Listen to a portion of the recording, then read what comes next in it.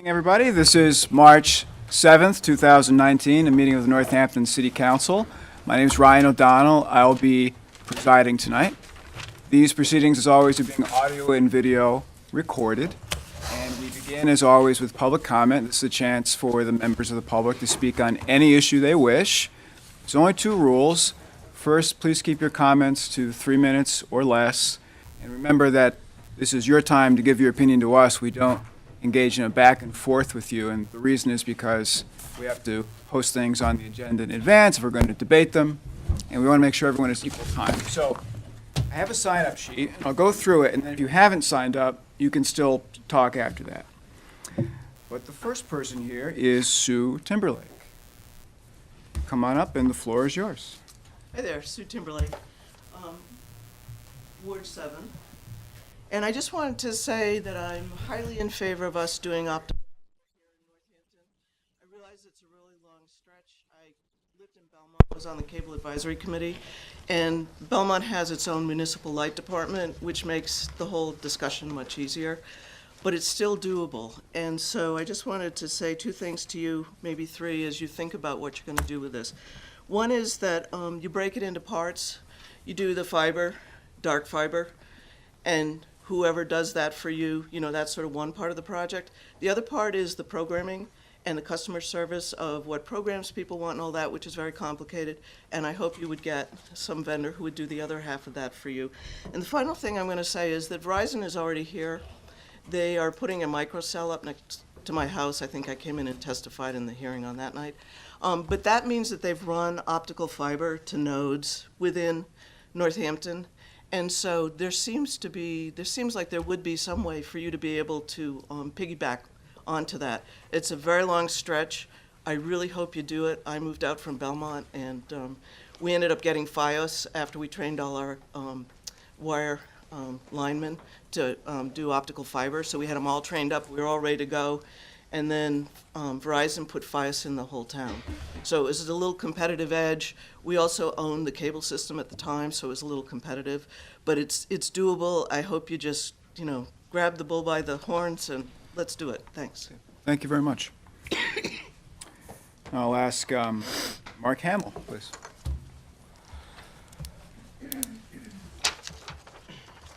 Hi, I'm Mark Hamill. I'm a resident of Florence, Ward 7. I do IT consulting and also IT teaching, and I'm a member of the Northampton High-Speed Community Network Coalition.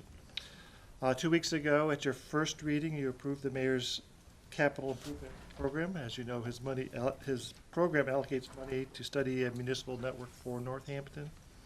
Today, I understand you're going to have the opportunity to give final approval to his program. Our coalition includes the Greater Northampton Chamber of Commerce. Susan Beck, the Chamber's director, was an early and enthusiastic supporter for a municipal network. The Chamber's members are hampered by the high cost of data services. The Chamber's members know that a municipal network will not only lower costs for Northampton businesses, but spur the growth of businesses and services in Northampton as well. It will empower greater economic growth to our region and help bring higher paying, cleaner and greener jobs to Northampton.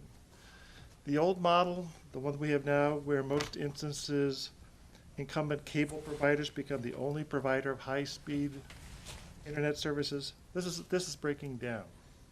A new model is emerging around publicly accessible, high-speed municipal networks, as you are seeing locally, like in Leverett and in Westfield. They are providing consistent 1 gigabit per second connectivity to every home and business. By using fiber optic networks, they allow for virtually unlimited bandwidth, promoting internet equity and affordability. This 21st century infrastructure will allow services of all kinds to flourish, including small businesses, web hosting, and remote access employees. When a city creates a fiber-based municipal network, it's like replacing a private gravel road with a public multi-lane interstate.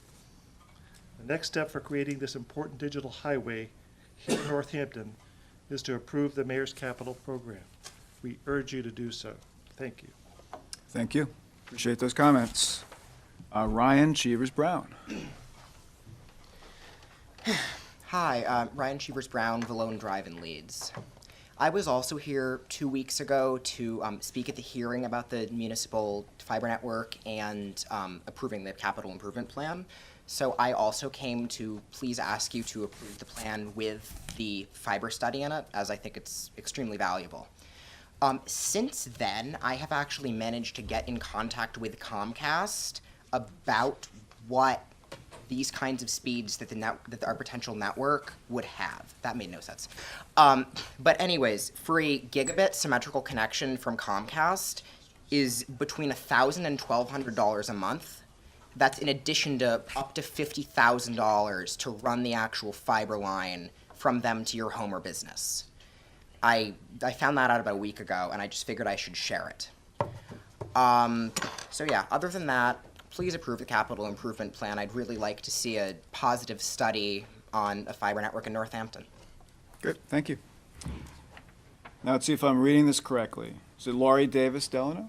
Yep, Laurel Davis. Laurel, please. Hi, getting my paper out.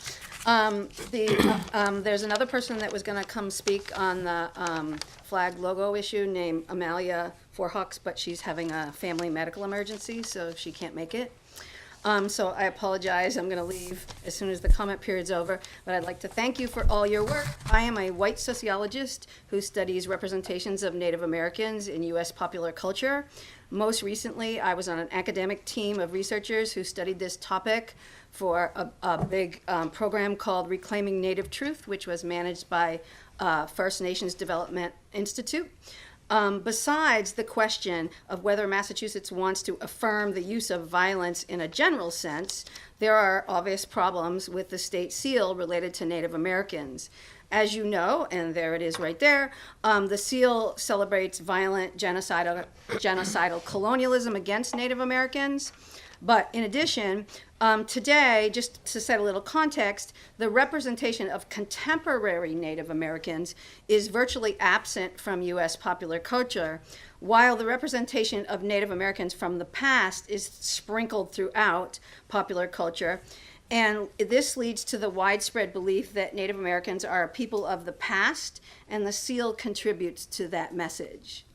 Also, because the seal celebrates violence against Native Americans, and this is the most important point, it creates a hostile climate for Native Americans, sending the message that Massachusetts does not welcome Native Americans. This is a horrible message to convey to the Native American tribal nations of Massachusetts that are both federally and state recognized or not recognized at all, other Native Americans who live in Massachusetts, Native Americans who might wish to move to Massachusetts, and Native Americans who visit Massachusetts. There's research on, there's no research on the seal, but there's research on Native American mascots that show that exposure to these mascots has four main consequences.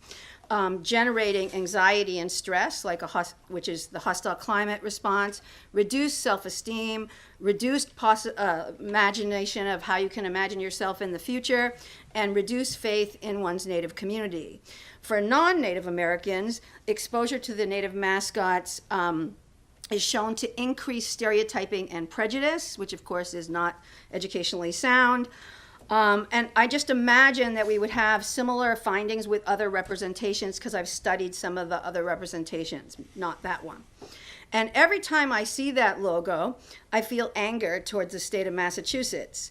And even though I'm not Native American, I feel like I'm living in a hostile climate, including coming in and seeing it in this chamber. And I can only imagine how Native Americans feel. Thanks. Thank you. Thank you. Mark Warner. I'm Mark Warner in Ward 5. I want to follow up on the article I wrote in the Daily Hampshire Gazette that appeared the week before Tuesday, dealing with the speed with which Northampton is pursuing some marijuana businesses. NETA is the tip of the iceberg. The mayor has now signed 15 host agreements, at least 4 of which are for massive cultivation and processing facilities. I mentioned in that article a couple of responses in some other communities where they have had problems with the odors generated. Let me add in one more. This is from Matt Vaughn, Principal Planner for Norfolk County, Ontario, who put it this way: can you imagine living next to 10,000 skunks? For some Ontario residents, this is their new reality. The smell apparently wafts 5 kilometers away from this facility in Leamington, Ontario. Leamington, by the way, is where the other facility is of the company that's proposing to build a facility in the Willard Pit off of Burt's Pit Road. Now, aren't there some measures here in Northampton in the state to go and ensure that these conditions don't happen here? Well, if you look at state law, 935 CMR 500, which is the key issue here, the key regulation, does not cover this. It does bring up odor as something that the companies have to present in their application. But I spoke with Matt Giancarlo of the Cannabis Control Commission, and he says that they would not use that as a basis for denying a renewal of a license if the company then said there is an undue burden that they would have in meeting the ventilation requirements to control the smells. But what about local laws? Well, Holyoke has it. They passed a law in 2017 explicitly preventing odors from marijuana facilities, cultivation processing facilities, from going beyond their building. Mayor Morse then vetoed it, saying it would make their city uncompetitive. The city council then unanimously overrode his veto. East Hampton has a similar measure. Northampton does not. There is a gap here that needs to be filled here, and the city council really should recognize what the potential consequences are for our community and hold the mayor accountable to this. Make sure that there are some measures in place to take this, to deal with this issue. Make sure that there are some laws passed. Change the Northampton's Right to Farm Declaration, which could override any other regulations you have, to make sure to introduce it so that marijuana is exempt from the laws that otherwise allow farmers to go and grow their crops. I'll be meeting with the Agricultural Commission in a couple of weeks at their meeting. Introduce changes in the zoning code to make sure that the smells are curtailed the way they are in Holyoke. These are key issues here. We have a great community, and as I mentioned in the article, there is potential here to really stink it up. But I think with the vigilance you have with the council and the pressure we have for the mayor, and perhaps a moratorium would be appropriate on further marijuana licenses, that we can make sure that the community doesn't get affected this way. Thanks. Okay, thank you. And I should announce, generally, sometimes people will bring a complex issue to the council and you'll hear silence right now, but it's because of the rules I mentioned. But you're encouraged to follow up with your counselors after, if you want to actually talk about these issues. So that's important for people to remember. Now, Claudia Lefko is next. Claudia, there she is. Watching the clock already, just going so fast. You got the seconds now and the tenths of seconds. We haven't even started I'm it for always you. impressed by the clock. And I'm glad, Bill knows this. So I'm here about the Frances Crowe 100th birthday events. She's turning 100 on March 15th. On March 16th, we're organizing a march. It's going to start at 33 Holly Street. It's going to go up Main Street. We're going to be led by the Expandable Brass Band. And everyone is invited to come and bring a sign. The events of, I thought I would do this for the looking audience. The events are being sponsored by Historic Northampton, where Frances is one of 6 living history people featured at Historic Northampton, and by the Smith College Archives for Women's History, who holds all of Frances's papers. Smith Archives is hosting Amy Goodman, the independent journalist. She's going to be coming to town on Thursday, March 21st, 7 o'clock at John M. Green Hall. So every citizen is important, and every person in town is important. Still, we have to admit some people rise above others, and I think Frances is one that is recognized by these 2 institutions as somebody who's come to that. Oh, God, the clock. So anyway, so this is what we're going to do. What we want to do is in recognition of Frances's own stellar citizenship, that she's a stellar citizen of the world, of the planet, of the city, of the state, of the country. Everyone is invited to bring a sign. If getting the cable issue is your thing, if getting the drug issue is yours, pick a sign, pick an issue that concerns you. It can be a local issue, it can be any issue, but make a sign, come to 33 Holly Street and walk in the street with it, because this is an indication of the activism, the community activism at the local level, at every level, that we need these days. And I think Frances is an inspiration to us in her own lifetime, her long lifetime of doing this. And so I've brought you little cards to invite you to the Amy Goodman talk and to the talk. Come, bring a sign. We really think, I'm just speaking for myself. The city is known for art. It's known for writers. It's known for all sorts of culture. It's also known as a place, a welcoming place, a place of activism. It's not that you have to agree with Frances and her politics or me and my politics. It's that we have to be engaged in politics, and that's what this march is about. So pick an issue, as it says on the sign. Pick an issue, bring a sign. We're marching. Thank you.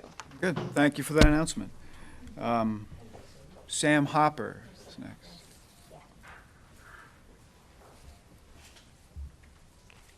Hi, I'm Sam Hopper.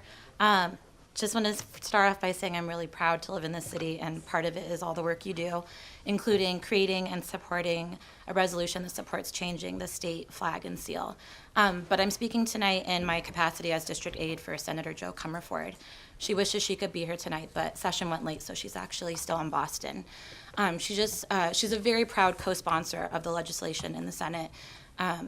And is very deeply connected to it. I just want to share quickly that early on in her career, she organized along with the Peace Pagoda to do a statewide walk supporting changing the seal, which ended at the State House. So just sharing that our office is all in, she's all in, and also just wanted to share that since the resolution was written and voted on, the bill numbers have been assigned. So I'll just share those really quick. In the Senate, it's S1877, and in the House, it's H2776. We're really grateful for your work. Thank you. Thank you very much. Susan Voss, School Committee Member Voss. That's right. Hi, so my name is Susan Voss, and I live at 89 Ridgewood Terrace. And while I'm an elected member of Northampton School Committee, I am here tonight representing myself. So I watched the discussion at your last meeting about the capital improvement request for an additional $205,000 to buy a Chromebook computer for every student in grades 3 through 12. My goal tonight is to clarify some of the comments and questions that came up during your discussion to help you in your decision making later tonight. So I have 3 major clarifying points. 1, what the school committee has voted on. 2, the budgeting of the Chromebook program. And 3, the GoGuardian software. First, I want to clarify what the school committee has actually voted on. During the spring of 2018, the school committee voted to accept $176,000 awarded from last year's capital improvement funds to purchase more Chromebooks.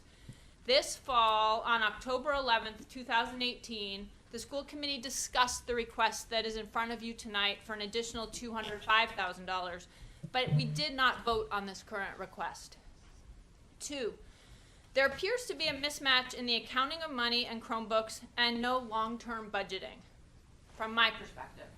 The $176,000 you allocated last year was used to purchase 650 Chromebooks, in addition to the 1,350 already in our system.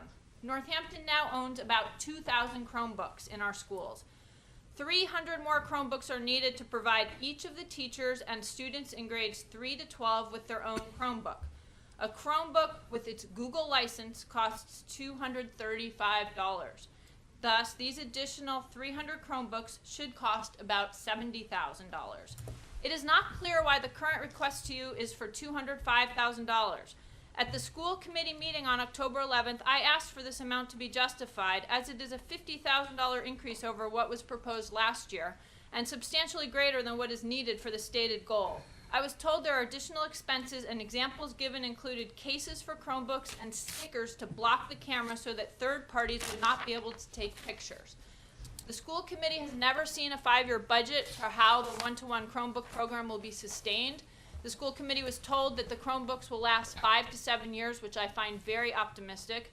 I believe our current budget is inadequate to cover the replacement costs. I am left with the question, are we going to be replacing teachers with Chromebooks in the future? I hope not. And finally, I have to read quickly. The Chromebooks use GoGuardian. The ACLU of Massachusetts says this is the most invasive of monitoring software. Our students are given computers that surveil them. Families are not told about this. They include tracking devices and the ability for GoGuardian to take pictures of what is on the computer's screen. Furthermore, the third-party GoGuardian owns that information about our students, and is not clear if they would hand it over to entities such as ICE or the police. The school committee has never voted on the GoGuardian software. Thank you. Thank you. So that exhausts my sign-up list. Is there anyone who'd like to speak who hasn't signed up? Yes, sir.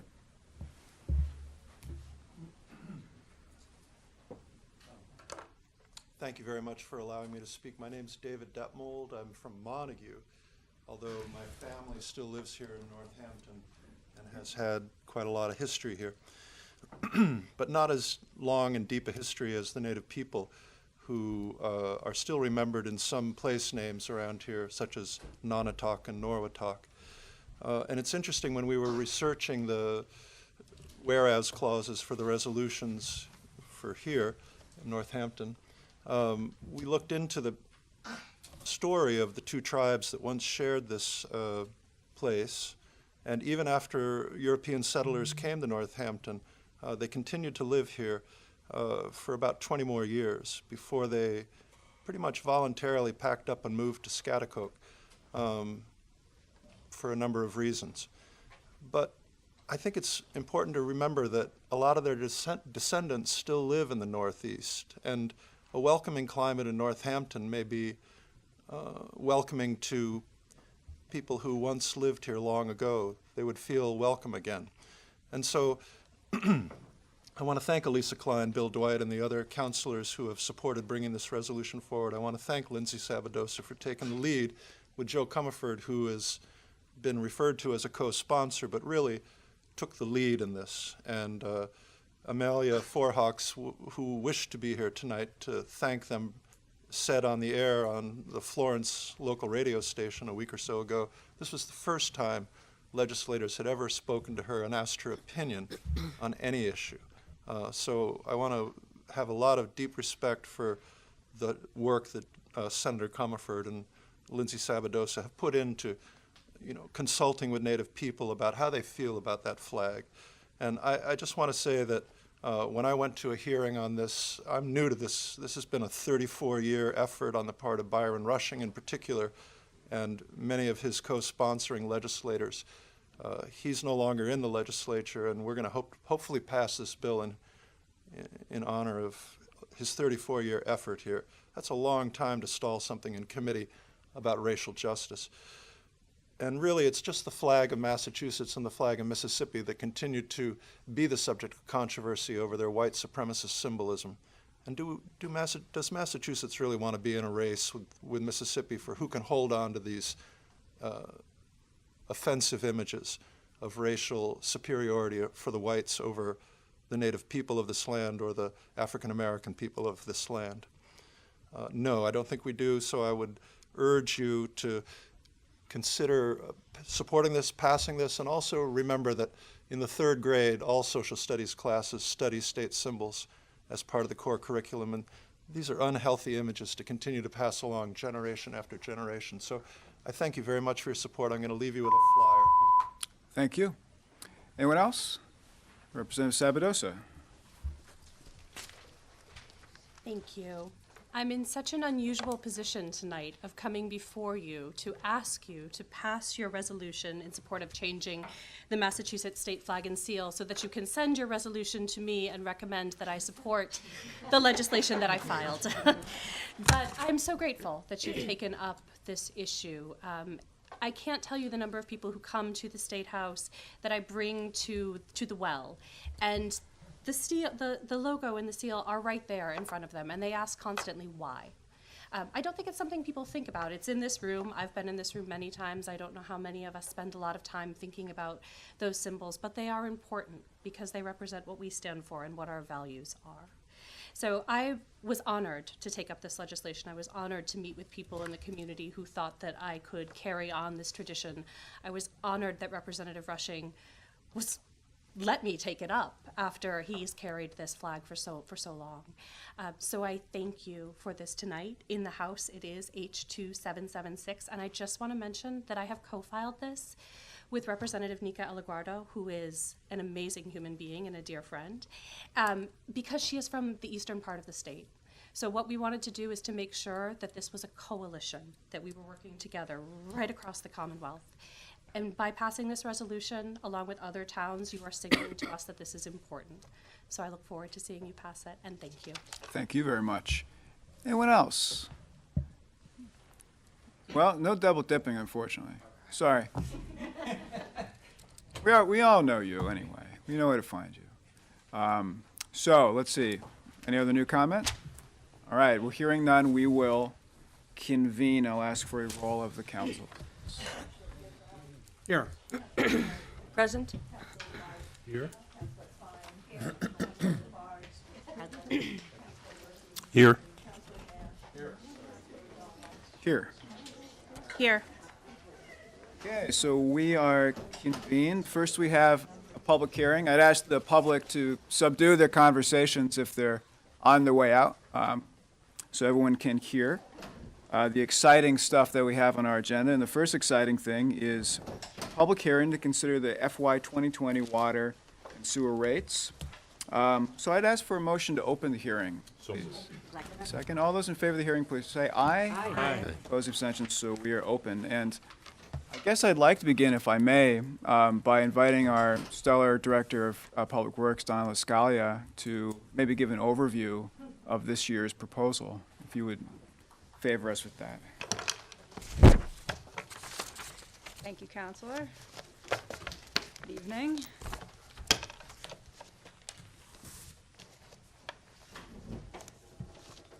So in making a rate case for FY20, we've been mindful of ensuring stability in our utility operations, capital investments, and rates. Our recommendations are based on a meticulous analysis of our operating expenses, capital expenses, meaning what are our capital needs over the next 5 years, our consumption all the way back to FY13, and our revenue. What has that looked like? Our consumption, just to give you an idea, for 7,869 accounts is between 850 million and 900 million gallons per year. So that's the sort of numbers we're talking about. So starting with the water enterprise, the city owns and operates a 6.5 million gallon per day water treatment plant, 3 active drinking water reservoirs and dams, 2 wells, a corrosion control facility, and the Leeds high pressure system, plus or minus 3,800 acres of watershed land. We have routine capital expenses like water line replacement, granular activated carbon, this is what filters our water, equipment replacement and the like that cost us $1 million a year. These are non-negotiable items that just kind of have to be done. When we think about what water line work are we doing, we're looking at work on Damon Road. We're also looking at work on Hatfield Street from North King to Cook Avenue as part of the roundabout project. We also have to look at debt service. In 2006, the city bonded for $25,853,996 to build the water treatment plant. That debt still sits on the debt schedule and does not fall off until FY28. So we are paying roughly $2 million just in debt service each year in this enterprise. So when we think about what are our major infrastructure needs in water, we have 3 of them. We need to undertake an evaluation and resolution of the Leeds high pressure system. So due to hydraulics, Leeds is kind of its own part of the water system, and the most obvious piece of that system is the Audubon Road tank, which rises above the landscape there. Built in 1935. It needs rehabilitation or it needs decommissioning. And we are about to undertake a study to determine what the best way to proceed here is.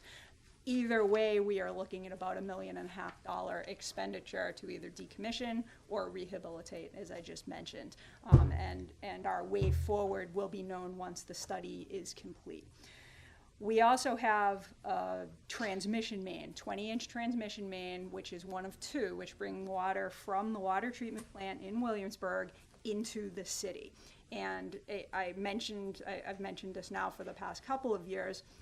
This 20-inch main was constructed in the early part of the 1900s and runs primarily through a swamp. And it is in our best interest to relocate the transmission main out of the swamp and onto the road. And we are looking at north of $9 million in construction costs as well as design. And we also have the reconstruction of Mountain Street, which is planned to be on the tip, probably in like 23, 24, and we need to be ready to move our transmission main once this project actually goes, because this is the time we want to do it, when the road is being dug up. And the third major piece of infrastructure that needs to be addressed here are dams and reservoirs, our 3 active drinking water dams and reservoirs. We're focusing primarily on Ryan, built in 1965, and West Whately, constructed in 1901.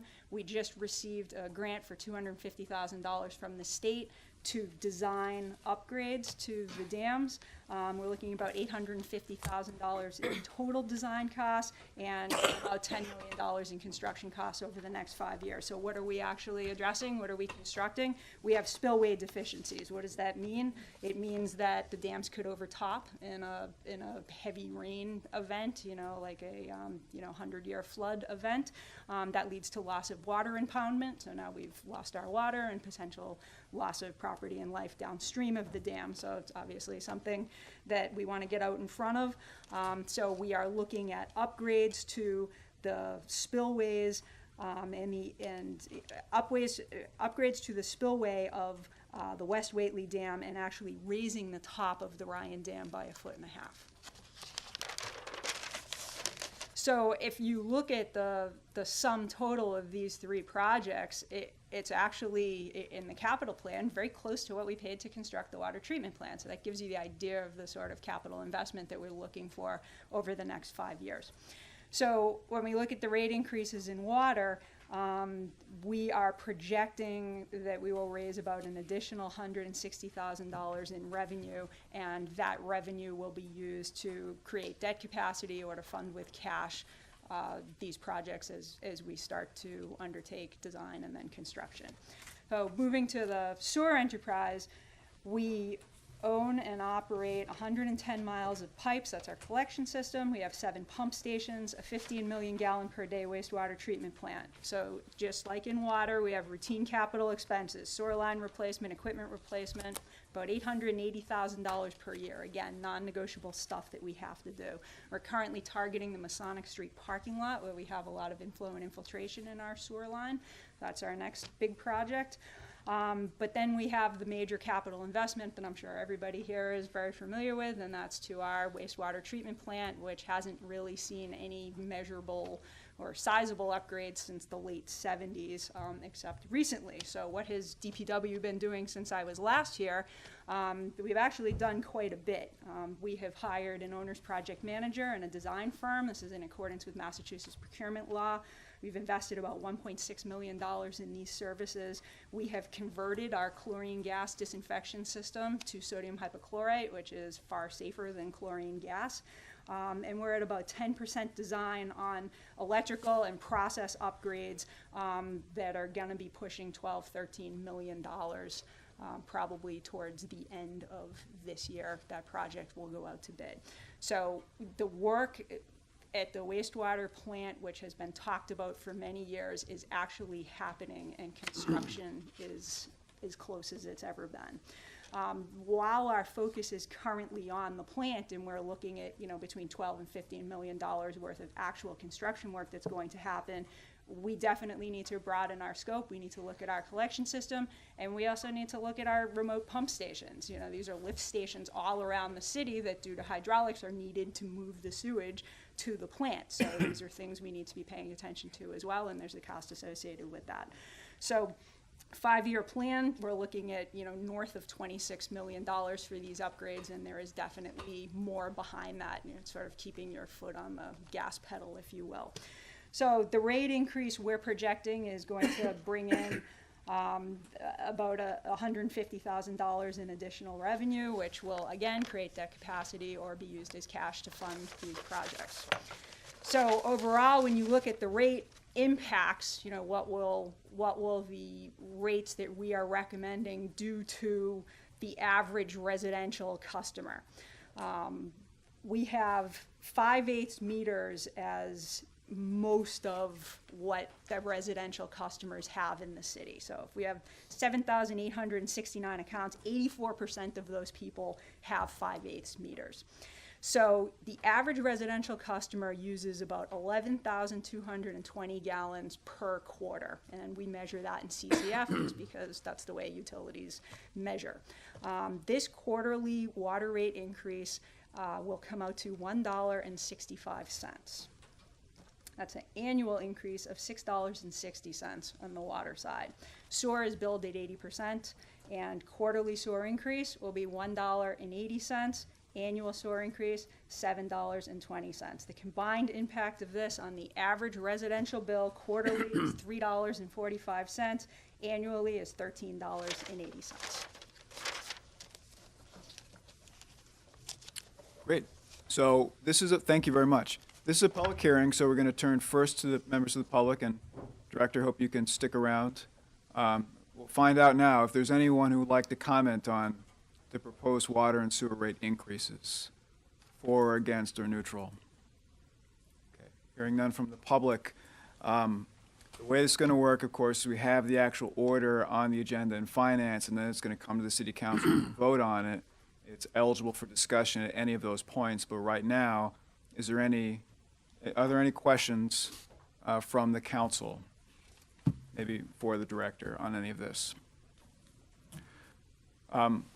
I like that, just generally, can you put in perspective for us where we are with the wastewater treatment plant updates as kind of like almost a percentage or a status bar? Because you said 20-something million over the next 5 years, but I know the whole project is more like 80 million, but you've already completed a lot of it. So how would you characterize where we are in terms of what you expect ultimately to be We're done? just getting started. Okay. The project we did to convert the chlorine gas disinfection system was about $1 million. So most of the big price tag items are looming in the future. That is correct. Although that conversion is not insubstantial. It is not I mean, especially with the insignificant neighborhood and, when yeah. you think about sort of the safety issues around chlorine gas. Yes. This was a very big accomplishment for us. We have a question from the council from Ward 7. Thanks for that report. It's always helpful to understand what the scope of the work is. I'm wondering, I have a procedural kind of question. Sorry, trying to not spit out my cough drop. Is it possible for communications purposes for constituents who are going to necessarily be upset about any increase, doesn't matter how much it is, but there will be a reaction, to have just a 1-page or a 2-page bullet pointed description of the kinds of projects that we're looking at over the coming years, just as you presented that to us, but to really just put it into a very kind of bite-sized, digestible format. Sure. So that we can share that with constituents when there is that discussion about the increase in rates. I can do it by enterprise and just capture what I've spoken about tonight. That's no problem. Thank you. Any other questions from the council at this time? Councilor Bidwell and then Councilor Labarge. Donna, you know I Vice talk to you all the Vice time versa. about my residents, and I have to agree with what Councilor Klein is saying. I think the transparency and the communication is very valuable here. I mean, you can go up 2 cents, and people are gonna be all upset about it. My question is on Tier 1, okay? So, exactly how much is it going to increase quarterly on Tier 1?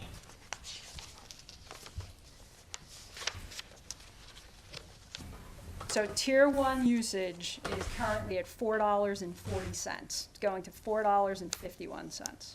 Okay, so that's what, about 11 cents? Correct. Okay. And, all right, now we're going down to sewer.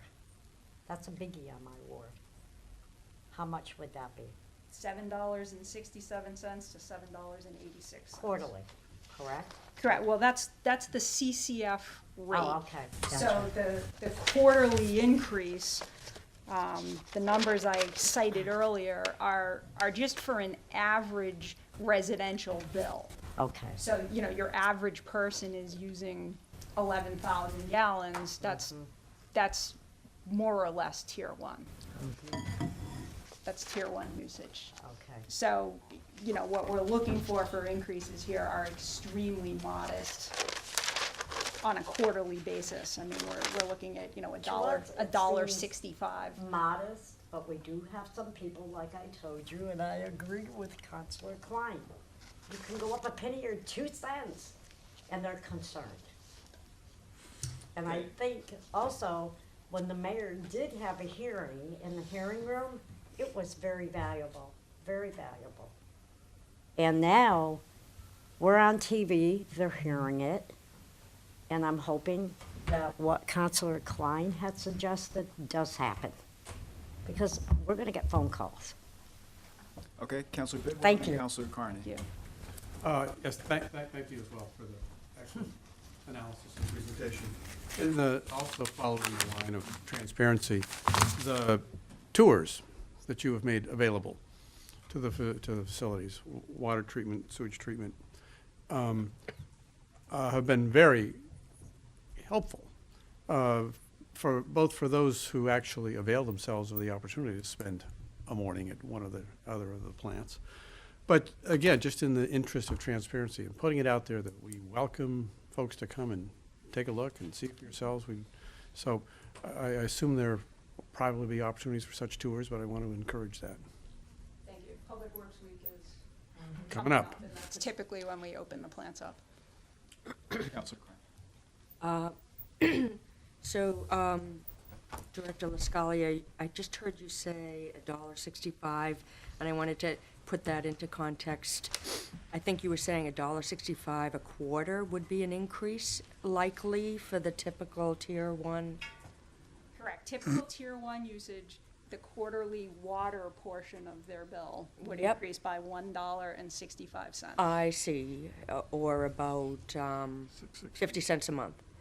And so I know, I do understand, as other counselor has said, that even 50 cents a month is something that people could be very concerned about, but just to give some perspective, and maybe this goes back to when the initial change of our structure of the water and sewer calculation, and I guess that's been about 4 years now, since we went to the system? Yep. Okay. But what I heard on the council floor then was just a perspective that it's pretty amazing, you know, that we live someplace where we can turn the faucet and have clean water, and it's pretty reasonable, in my opinion. So I see this as, you know, what you're presenting tonight is something that I hope that we can pass and that the rest of the city can accept, and thank you for your work on it. Thank you. Anyone else? Councilor Dwight and Councilor Sherrill. Just to add on to that, it's worth noting that, of course, we have gone 2 years without an increase. It was from the initial 2 or 3. 3 years? That's it. We had one last. Something like that. Last year there was one. Last year, that's right, there was a 1 year where very it was held modest increase constant. as well. The increases have been modest, and in fact, what that speaks to more is about, one, the way we now calculate and assess, and also the anticipation of costs and also managing the costs. This doesn't even come close to running with the rate of inflation. It's not even whispered here. And so in that context, and it is true, it's always a difficult task to explain why increases occur. But this is in the face of also, it was just described by the director here, that we are staring down the barrel of first of all, reasonable requirements, and also probably late requirements by state and federal statutes about how we should maintain our water systems. And all the subsequent costs to reinforcing an antique system. All the evidence that I've ever witnessed has proven to me that over and over again, this is being done in the best way imaginable. And I'm grateful for that. So I'm going to piggyback on all the other counselors' hosannas and say thank you. And it's just when I have an opportunity to explain it to my constituents that in comparison, the value for money spent for what we consider a necessity that we maintain doesn't cede anything to a private enterprise. That's a municipal right and essential. It is being handled in a superlative manner and a very economical manner. So, and I think it is also important when we do these things, when the director comes and explains what we're looking at looming, we have to buttress ourselves for this as we go. And it seems to me that we're doing this in such a way that this at least is one financial burden that the city's capable of bearing. And the word is really stability. So when I look at how to run the utilities, you try to run the utilities in a stable manner. Stability in operations, there's stability in our capital investment, so we have a reasonable and stable capital plan, and that in turn creates rate stability. So there's no surprises here. There's a ongoing conversation, so we understand what's out there. It's not like something, just pops out at us, 3 years from now. That's important to note, because previously under the way we used to do it, there was some sticker shock frequently.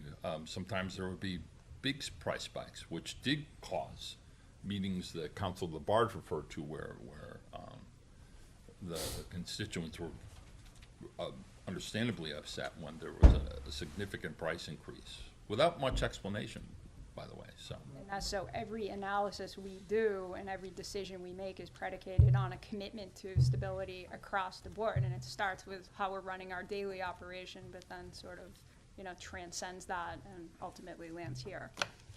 Well, I, for one, am grateful for that. Thank you.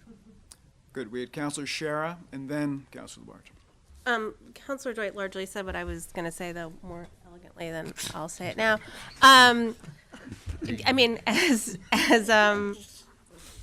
hard as any rate increase is for some and not welcome, these are fairly modest, but I think we do need to keep in mind that there are, what you outlined for us, the expenditures that are coming down the pike are really, really significant, and the revenue that's going to be generated by this increase is just a drop in the reservoir, right? It's it's small. Yeah, I did. So, yeah, I mean, I'm not sure I have a question. I think we appreciate how modest these increases are, and we recognize that you are trying to do this in a very incremental manner, and we know what's coming. That's a good word, incremental, because these projects, don't just happen. They can be slow developing, and that's just sort of the nature of utility work. So, we have the foresight to understand that this is what's coming, but as Councilor O'Donnell asked a question, where are we with the upgrades? And we're $1 million into tens of millions in upgrades, but it's incremental progress. Good. Councilor Labarge, and then go to Nash. Then I want to thank you for being here, doing that presentation, and I do have to say thank you to all my residents in Ward 6. Talking with them, being there, very valuable. Thank you. Councilor Nash. Director, thank you for that report. I could hear it 2 or 3 times and learn something new each time, and so thank you. 3 quick questions. You mentioned, I think it was a 28-inch pipe coming from the reservoir from the station in Williamsburg. That I remember hearing years ago that there was infiltration into the pipes that required us to add chlorine to the water that later downstream resulted in leaching from some of the older pipes. Does any of this ring a bell? And will is that not true? Maybe. And also, would this possibly address that? Here's what I can say. It's a 20-inch pipe, 20-inch transmission main, runs from the water treatment plant into town where it joins the distribution system. Runs by the corrosion control station, which is on Route 9. At the corrosion control station, zinc orthophosphate is injected into the water, and that prevents a Flint, Michigan Right. scenario from occurring in Northampton. So there are no other issues with the quality of our drinking water. I'm not sure what you're referencing. Well, you answered it right there. Doesn't sound very well. familiar to me. Well, you had to be here a number whatsoever. of years ago. You missed that one. Just two more things real You quick. have the floor, yeah. Thank you for that upgrade with the chlorine gas down at the wastewater plant. Myself and all of my neighbors appreciate that. When I got that tour that Councilor Bidwell is referring to, Director Lascalia pointed out that we need to change this. There's actually like a really explosive situation here, and that has been rectified, and I'm really glad to hear that. And then the last thing is, I do hope that all of these upgrades down at the wastewater plant do dampen the smells a bit down the road, and I'm hoping that that can be addressed in some way. It's a hope. Thank you. Is that a prominent Ward 3 issue then? Well, it is down in my neighborhood. No, I know it is. All right. Any other questions for the time being? I don't want to be the only one to not thank you. So I'm gonna do that. When we pay now or we pay more later, and the plans that you bring forward from your department are always well thought out and incremental, and I think wise. And so we look forward to. I personally will support it when it comes up for the council later. So thank you. Last call to members of the public who may wish to speak during the public hearing. Okay, then I ask for a motion to close the public hearing. It's made and seconded. All those in favor of closing the hearing, please say aye. Aye. Opposed, any abstentions? So that will come back again soon. Yes, Is it possible to move the second vote on the resolution in support of changing the Massachusetts flag and seal up? Because I was asked by members of the public to request this because they have to move on to another meeting, I Yeah. think. I have no objection. We've probably waited too long to weigh in on changing the seal, so we could spare ourselves another 10 minutes. And therefore, I'll treat that as a motion to approve the Second. resolution, seconded by Councilor Dwight. Desired to waive reading since it was read the first time? Is that okay? Okay, so discussion. Let me actually announce, just for the minutes, this is 19.006, a resolution in support of changing the Massachusetts state flag and seal. It is second reading, Council. I just want to make a motion around an amendment to change the bill numbers as were mentioned to H2776 and S1877. Okay, would anyone second that I'll motion? second that. Any discussion on the motion? All those in favor of the motion to amend, please say aye. Aye. Opposed, any abstentions? Good. Further discussion, Councilor Klein. And I just want, since we have Representative Sabadosa here, I just wanted to thank her personally and just express, I think, the entire council's appreciation for your leadership on this, and also to Senator Comerford, who is represented here, I think, still. I can't tell, I have my reading glasses on. I just wanted to say thank you, and I hope that this local vote of confidence, it goes a long way to getting this passed in the State House finally. Very good. Do we have other amendments? I heard there were some others. Minor one to change the wording. Oh, yes, and I, as per the request of Senator Bidwell. Senator Bidwell. Councilor Bidwell made two changes, and you can see them on the documents that we received in our packet.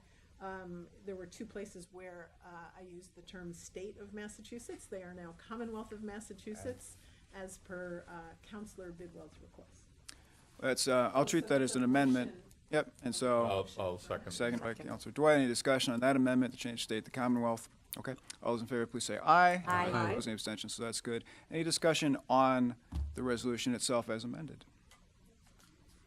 Councilor Dwight. Just also to say, I'm actually grateful for the testimony from Rep. Sabadosa and also Sam Hopper in the stead of Joe Comerford. It's unusual. It's unique. It's actually flattering because, I mean, while we've had our state delegation come and speak to us periodically, it is actually, despite Lindsay saying it was a little awkward, actually I think it was great. So I'm grateful for that. Thank you. Any other discussion? So ready to vote on it? Okay, so I'll ask for a roll call vote, if that's okay. Is there an actual motion on the floor to approve it? I know there Yes. was the Yes. Yeah. It's, who do we have, who made I it? seconded. And you Counselor seconded. Klein, So, yep, by introduction, moved it. good. Okay, Councilor Bidwell? Yes. Councilor Carney? Yes. Councilor Dwight? Yes. Councilor Klein? Yes. Councilor Labarge? Yes. Councilor Murphy? Yes. Councilor Nash? Yes. Councilor O'Donnell? Yes, Councilor Shara? Yes. that is approved unanimously even on second reading, so great. We'll skip back up where we left off. I have no updates. Is there a charter review update? Alas, no, we did not convene on Tuesday for essentially a clerical error that we didn't get posted in time. So the next meeting will be on the 19th, and we will be speaking with, actually, the vice chair is here, Sam Hopper, also in many other capacities.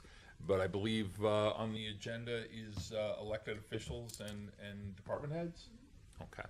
So, but the public is welcome and encouraged to come. And it'll be at 7 o'clock in the hearing room on Tuesday the 19th. This is the restricted free speech zone for elected officials to. Well, there's a Very good good. point. I mean, I don't know any quorum violations, but it is a public meeting, so as such, it should be Just fine. look out. Okay. Yeah.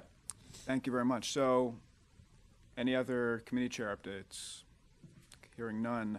We have an update here, Finance Committee update on fiscal year 2020 independent audit procurement process. At a special meeting February 26, 2019, the Finance Committee voted unanimously 3-0 to recommend awarding the contract for that fiscal year for auditing services and extending the contract for auditing services to Scanlon Associates for another year. So the chair of the Finance Committee is here. Would you like to elaborate? Or? Just quickly, and any other finance members can chime in, but the Commonwealth actually, and Department of Revenue recommend that you typically don't change an auditor for a 5 to 8 year period. And we did this procurement and a while ago, gave a 3-year contract. We extended it then for a 4th year, and this would only be a 5th year. So we'd be hitting the minimum if we extend it 1 more year of the recommended term before you change auditors. So we decided not to recommend a procurement process now, hit that 5th year, and then if it's the council's pleasure after that, that we would go through the procurement process and do an RFP and bring everybody in again.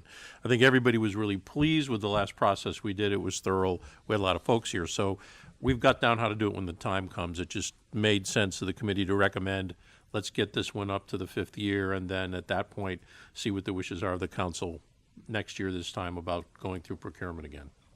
Okay. It is on the agenda, so I'll allow any questions or discussion on it, if any. Councilor Dwight.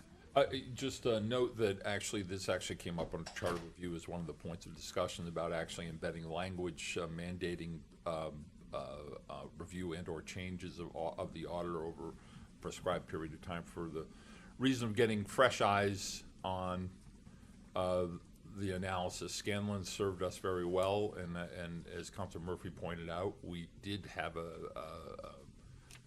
was 4 years ago that we had a rather robust discussion about other potential auditors, and but it may actually be memorialized in the charter. At least that did come up. So just Yeah, and if there is a term, recommended term, you might want to put the caveat in there that, unless there are issues. I agree. Unless there's some By the issues. way, I don't put anything in there. It's a recommendation that would come from a vote of the committee, so. Yeah, because I think all the charter talks about now is that we will take care of it in September every year to assign it for the next year. If a recommended term is in there, we've had wonderful luck with Scanlon Associates. We've had no issues. They do, there's only so many firms that do cities our size in this part of the state, and they're one of them, and they do a good job, and they do a whole bunch of towns. We haven't had an issue. I just hate to get in a problem with a recommended term. If in fact you have a problem with the auditor and you're compelled to switch, you wouldn't want to have the charter procure that. I'm sure the committee would look forward to your testimony to that effect in the Charter Review Committee on the 19th. Do you have pizza? Oh, that's a youth commission. No pizza. Youth Commission, that's different. Okay, good. So, because be advised, if there is a desire to change, it's September 15th or something strange like that in the charter. And so the procurement process has to start substantially before that. So right now, this is the recommendation of the Finance Committee officially. Okay, great, thank you very much. Other counselors, any 1-minute recognitions, announcements? Councilor Scherer? Apologies, I should have maybe done this when you asked for committee chair updates, but I have two. The first one is just to inform people that the Committee on Community Services is having a public forum on Monday, March 18th here at 7 p.m. And this is to hear from folks on the issue of a potential 3% community impact fee for short-term rental units. It's a certain subset of those units, and if you would like to come and talk to us about that, again, that's Monday, March 18th, here at 7 p.m. And there's a flyer on the city website if you want to learn more information about that. And the second one is to announce that on March 22nd, the Joint Committee on Education is holding its first hearing on education funding. So it's been fast-tracked by both the House and Senate leadership, and this will be the first deliberation on the funding formula. And it will need a lot of community support. If we're gonna, if there's gonna be a change in this formula, there needs to be a huge show of support. And so both Senator Comerford and Representative Sabadoza have said that they are interested in helping people come testify. You can send them, they can help you coordinate coming to testify, or you can send them written testimony at their email addresses, and it'll just be really important to get people's very specific experiences on how this funding formula has been detrimental to our schools. So please share that information widely. Anyone who can testify to this, either written or in person, would be really, really welcomed. So again, that's on the 22nd, and that starts at 8 a.m. in the State House in the Gardner Auditorium, if you're gonna go there. What's that? 8 a.m., 10 a.m.? Sorry, 10 a.m. Did I say? Yes, starts at 10 a.m. in the State House. You're gonna run buses or something? You could have a party bus to bring people to testify? There you go. Something to think about. Okay, any other announcements? No? Good. Great. So let's see, a couple resolutions. One resolution on second reading, this is 19003, resolution to adopt capital improvement program for fiscal year 2020 through 2024. Motion to approve this, please, in second reading. Second. Okay, made by Councilor Dwight, second by Councilor Barge. Further discussion, this was discussed last time, Councilor Nash. I have a question for our finance director.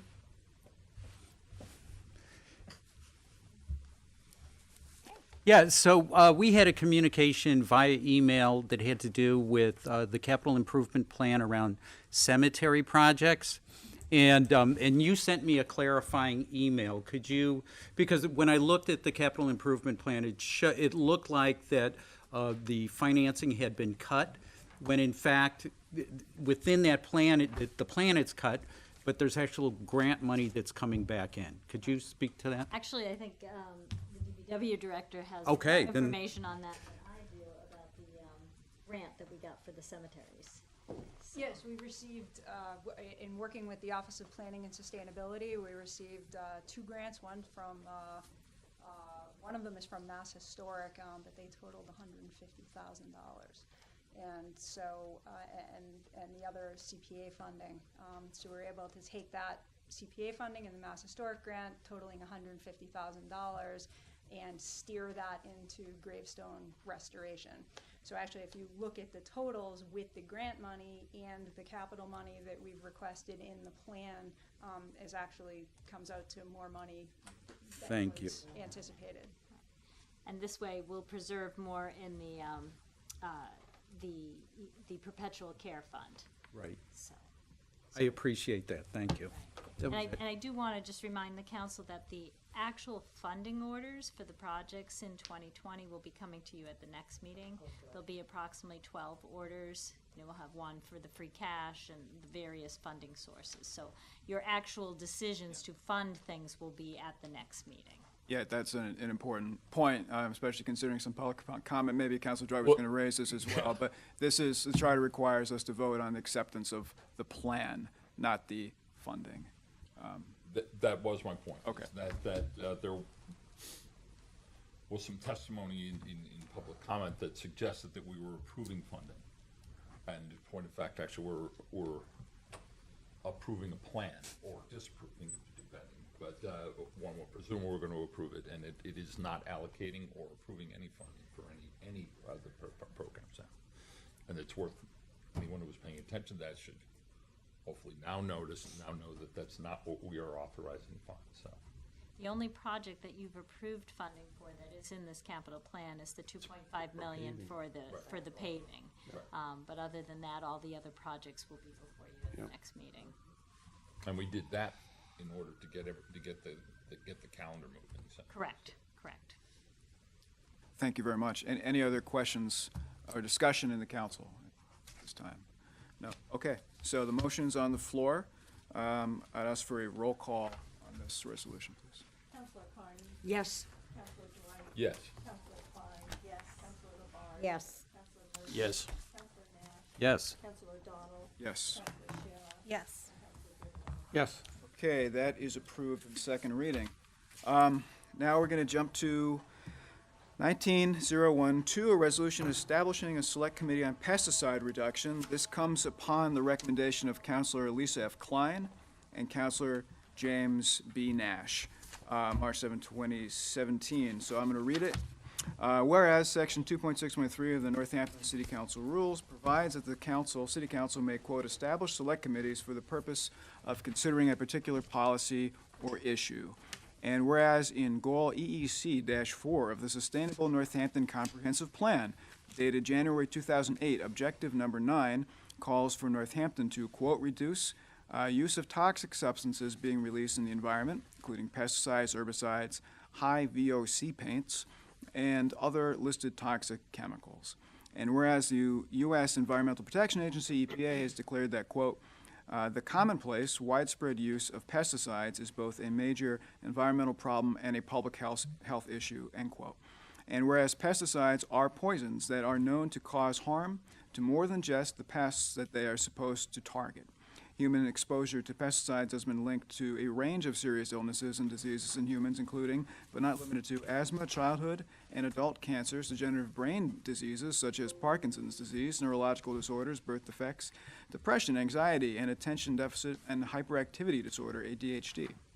And whereas pregnant women, the elderly, people with compromised immune systems, pets, and children are particularly vulnerable to the deleterious effects of exposure to pesticides. And whereas babies and children are often exposed to these toxins more than adults because they crawl in the grass and play in parks and on fields and school grounds where turf management practices include the use of pesticides.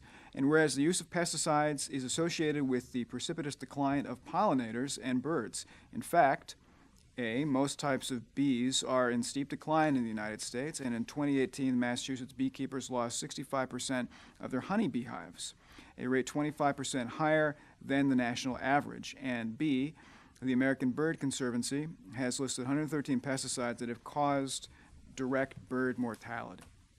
And whereas toxic runoff from pesticides pollute streams, lakes, and drinking water resources, and whereas the use of hazardous pesticides is not always necessary to create and maintain landscapes given the availability of viable alternatives.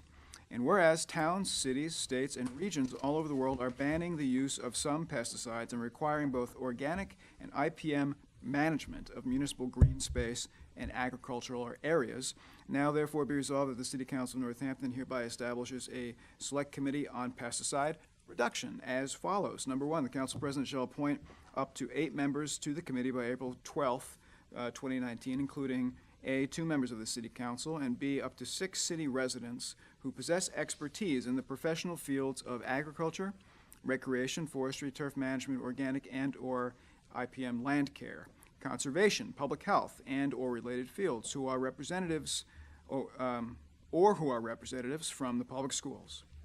2, the committee shall study and evaluate A, the city's current management of turf conservation areas and other municipal green space, particularly around the schools and other locations where children play.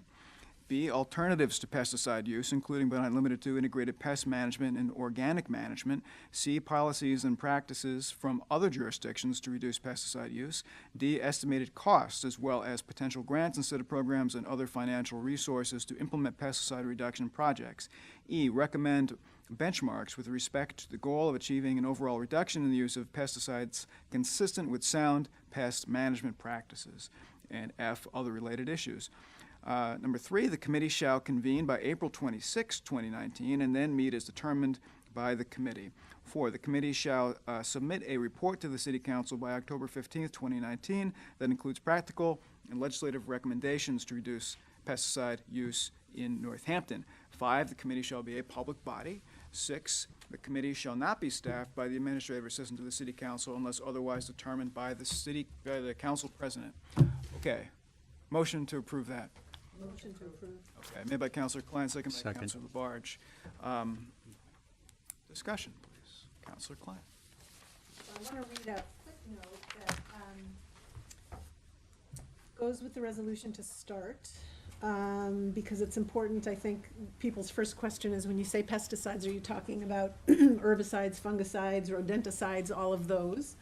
And it is common, I think, in the field of turf management and, other fields that use pesticides to include all of those. So the term pesticide includes insecticides, herbicides, fungicides, rodenticides, and other toxins designed to manage or regulate plant, tree, and grass growth. Pests are defined as undesirable plants, insects, fungi, bacteria, rodents, birds, and other animals. So just to get that out of the way, this proposed select committee will study pesticides, which includes all of those different kinds of chemicals used to manage turf and other green areas. So I do have a few comments, and I just want to point out here that what this resolution is doing is establishing a select committee to do a study and to develop recommendations. This is not a resolution to ban any pesticides at this stage, interfere in executive branch and departmental practices. This is simply the formation of a select committee to study what other municipalities have done, and to bring recommendations forward, and then the council will consider those recommendations and decide how we would want to respond. One thing that we know is that there is a pesticide task force appointed by the state legislature that has jurisdiction over what pesticides can and can't be used in the state of Massachusetts. We cannot mess with that. We can make recommendations for our municipal areas, what pesticides can and can't be used on our municipal areas, not used by residences or businesses. So that is very clear, and all of this will be made clear to the select committee when they launch the piece of work that I'm hoping they will get to do. The resolution touched upon public health and environmental dangers that are widely known about pesticides, so I'm not going to elaborate on those, and I think those are things that everybody knows. But if they're not convincing enough in our hope to pass this resolution, I'd like you to think about the climate change and the climate resiliency aspects of what we're hoping to do by studying pesticide reduction. Here in Northampton, we have a very engaged community around climate change and climate resiliency, the steps we need to take to address its very imminent dangers. But somehow pesticide use gets left out of those discussions around climate change and climate resiliency. Yet those are really urgent issues with regard to pesticide use. And so I just didn't want that to kind of go by the wayside when you're considering this. And I just want to illustrate how these are climate change and climate resiliency issues, the use of pesticides and other chemicals. Most pesticides and all non-organic fertilizers are petrochemical produced. So in fact, they're a cousin of the petrochemical industry. They use the same chemicals that make up fossil fuels. They get tweaked to create fertilizers and some pesticides. So what this means is that pesticides are actually part of the fossil fuel industry that's contributing so heavily to climate change. We also know that in order to combat climate change, we need to both limit the production of carbon and reduce carbon in our atmosphere. And we, as a council, have approved resolutions related to a carbon tax and to other things related to sequestering carbon. We know that trees are elemental in sequestering carbon, that is keeping it out of our environment, to clarify the concept of carbon sequestration. But what isn't discussed is soil's role in carbon sequestration. Plants circulate carbon, I'm going to get technical here. Plants circulate carbon dioxide from air to soil and consume about 1/3 of the CO2 that humans produce. And of that, about 15% ends up in the soil. So this makes soil crucial to managing and mitigating climate change. Pesticide use reduces soil's ability to do that carbon sequestration. When we use pesticides to manage green spaces, we're degrading the organic matter in the soil and we kill the microorganisms that aid in carbon sequestration. And then connected to that is how healthy carbon sequestering soil makes our city more climate resilient. And this is a point that is little known, but I think it's extremely important when we talk about climate resiliency.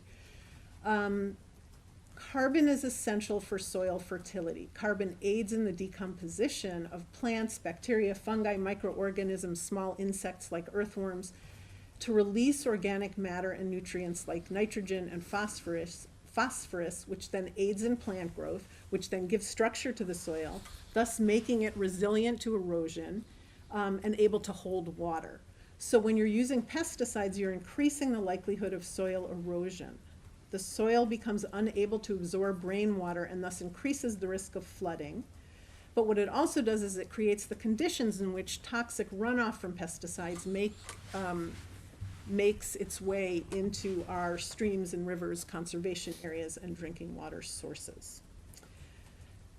In 1962, Rachel Carson said in her groundbreaking book, Silent Spring, if we are going to live so intimately with these chemicals, and she was referring to pesticides, eating and drinking them, taking them into the very marrow of our bones, we had better know something about their nature and their power.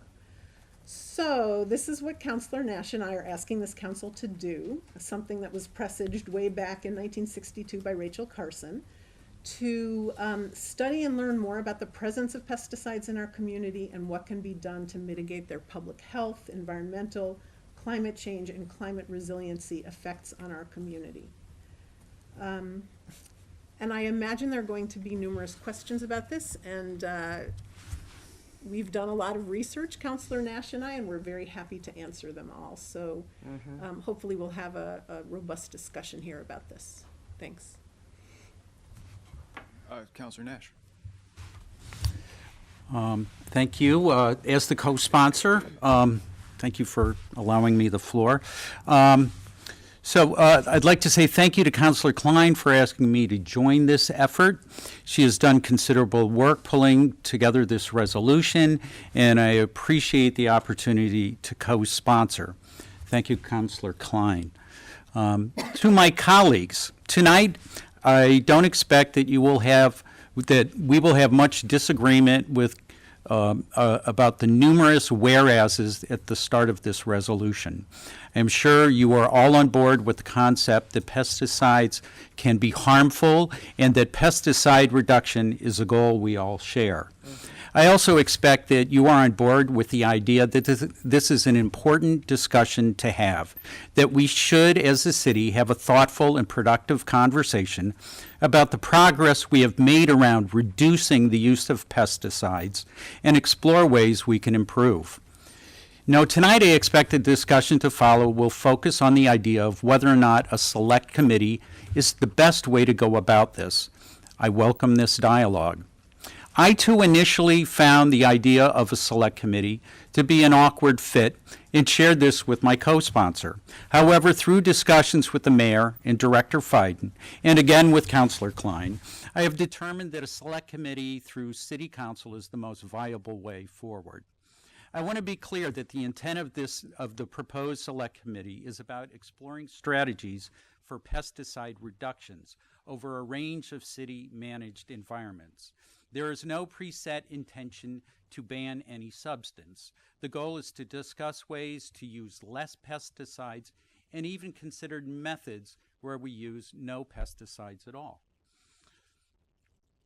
We all have a shared interest in how our public green space is managed and cared for. I believe we should have a discussion to be assured that best practices are being used to manage the various public green spaces in our city around pesticide use.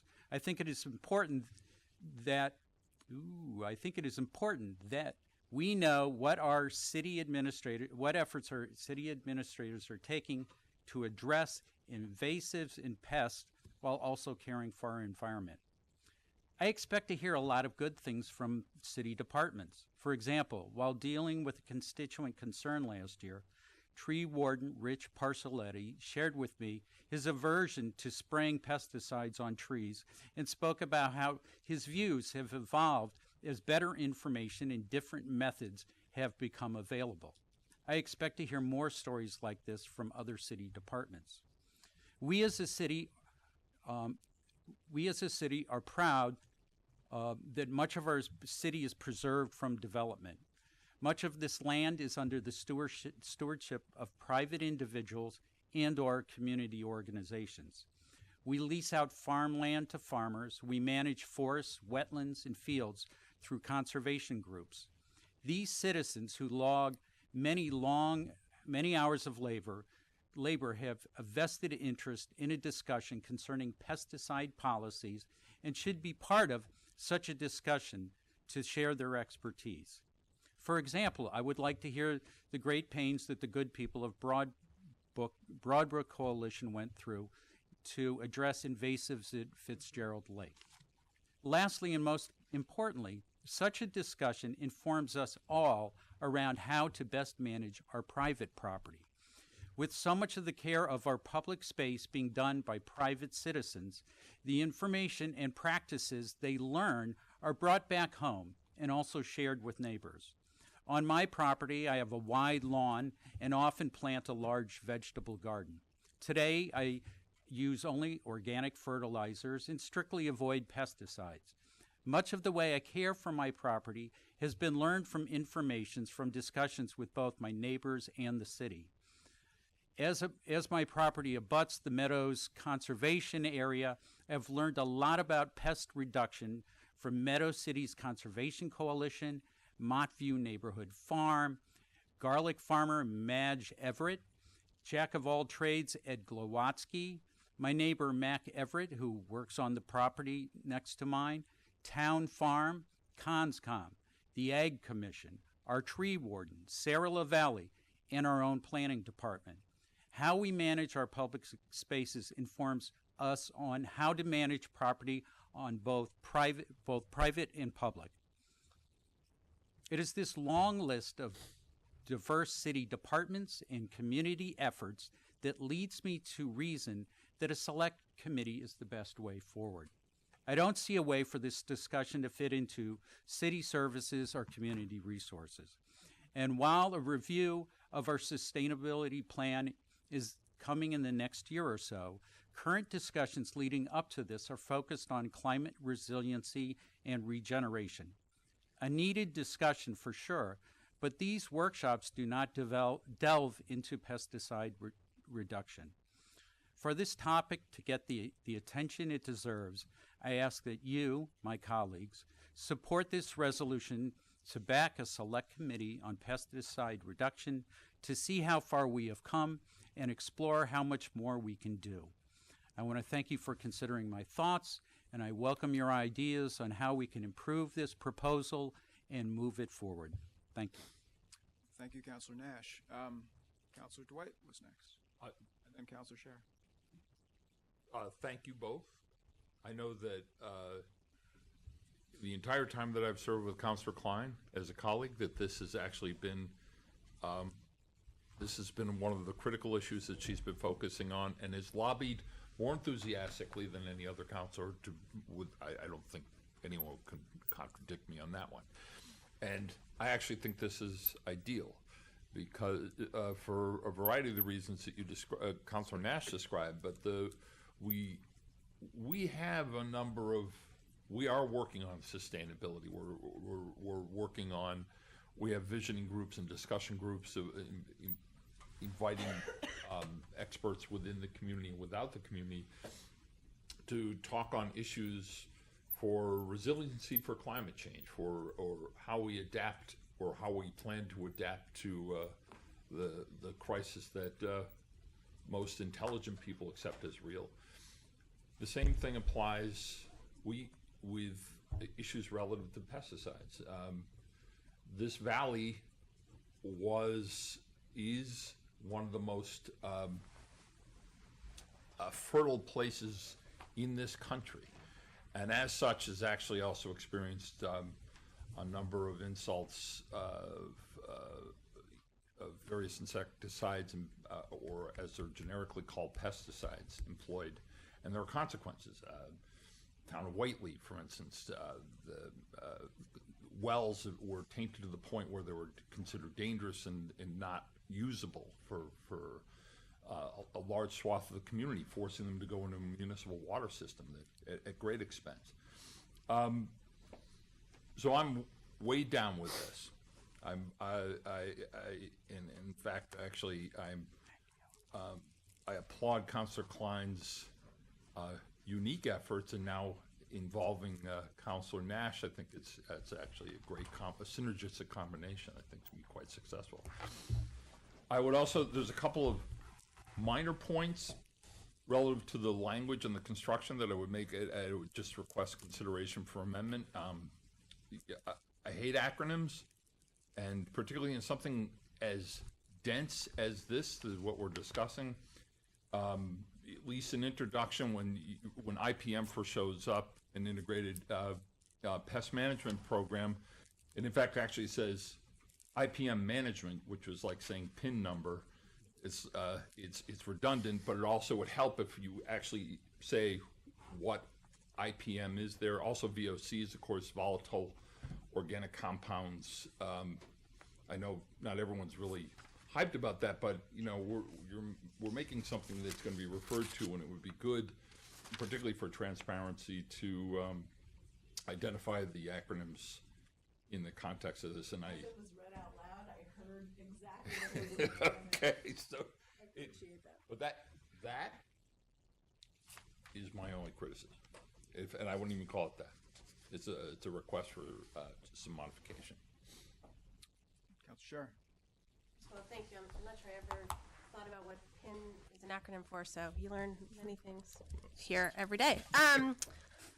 Thank you both for all the extensive work that you've done on this. And again, as Councilor Dwight said, Councilor Klein, you've done for 5 years on this, so thank you.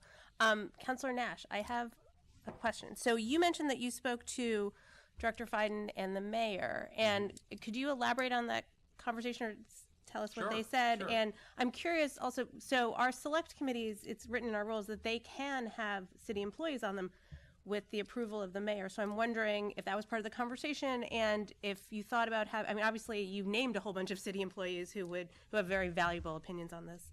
topic, who would be great on this committee, and I wonder if that's been a discussion. Sure.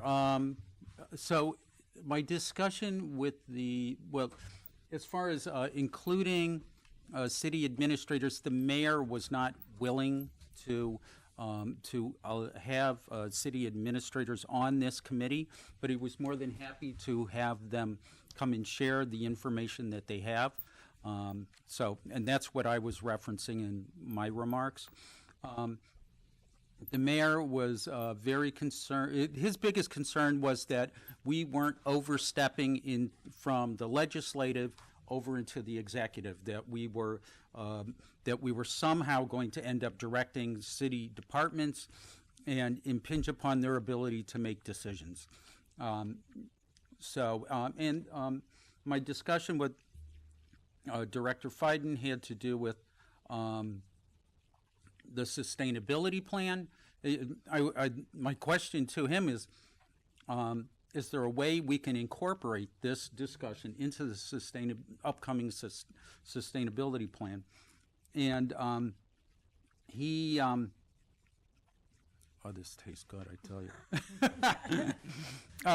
And that, he noted that it was a year or more off, and there's no guarantee of course, I would imagine if there's a groundswell of support as we move forward, it would be included in the plan. But that right now, with the climate and resiliency conversation, pesticides aren't part of that. And so all of that discussion is going to get a jump start for the update in the plan.